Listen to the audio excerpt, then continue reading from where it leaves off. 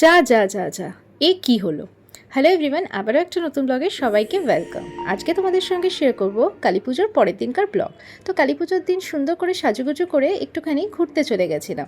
আর আমার ঘোরা মানে কী জানো তো, কোনো ক্যাফে এক্সপ্লোর করা। আমার ক্যাফে যেতে ভীষণই ভালো লাগে, তাই ক্যাফেতে গিয়ে প্রথমে গরম গরম 2 কাপ চা খেয়ে নিয়েছিলাম। আর তার সঙ্গে অর্ডার করেছিলাম তোমার চিকেন চিজ স্যান্ডউইচ। স্যান্ডউইচ খুব একটা পছন্দ করি না, স্যান্ডউইচ, বার্গার, ব্রেড আইটেমস বলো, তারপরে তোমার পিৎজা, এগুলো খুব একটা খাই না। বাট সেদিনকার হঠাৎ ইচ্ছে হলো যে একটুখানি স্যান্ডউইচটা ট্রাই করা যাক। এত ভালো ছিল কি আর বলি। চিজ স্যান্ডউইচটা, চিকেন চিজ স্যান্ডউইচ, সঙ্গে চিপসও দিয়েছিল। তো এটা খাওয়ার পর অর্ডার করেছিলাম চিকেন স্টিম মোমো। আর মোমো তো আমি ভীষণই পছন্দ করি, সেটা স্টিম হোক আর ফ্রাইড হোক। আর এই যে দেখেছো, জিভটা আমার পুড়ে গেল।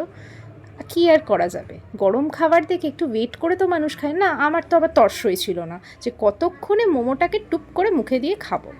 আমি তো ভীষণই মোমো খেতে ভালোবাসি। আচ্ছা, আমার মতন কার কার এরকম গরম খাবার খেতে গিয়ে জিভ পড়ে অবশ্যই কমেন্টে জানিও। তারপরে পাড়ার মধ্যেই একটা মণ্ডপে চলে গেছিলাম মাকে দর্শন করতে। ঠিক বেরিয়ে মাকে দর্শন না করলে মনটা ঠিক মানে না অ্যাকচুয়ালি। তারপরে বাড়ি যাওয়ার তাড়া ছিল। তাড়াটা কেন ছিল? বাজি যে ফাটাতে হবে। কিন্তু তাড়াটা আমার ছিল না, জানো তো কেন? আমি বাজি ফাটাতে পার্সোনালি প্রচণ্ড ভয় পাই। হ্যাঁ, মানে ওই ঘর জ্বালানো আর বাজি ফাটানো দুটোই আমার খুব একটা পছন্দ না। কিন্তু দেখতে কিন্তু ভীষণ ভালো লাগে। কোনটা? বাজি ফাটানোর কথা বলছি, ঘর জ্বালানো না। নাও, এবার ঘরে চলে এসেছি। আর ঘরে চলেই আসার পর বরের স্টার্ট হয়ে গেল সব বাজি ফাটানো। আর আমার কাজ কি? আমার দূরে দাঁড়িয়ে ভিডিও করার কাজ। দেখতে কিন্তু বেশ লাগছিল।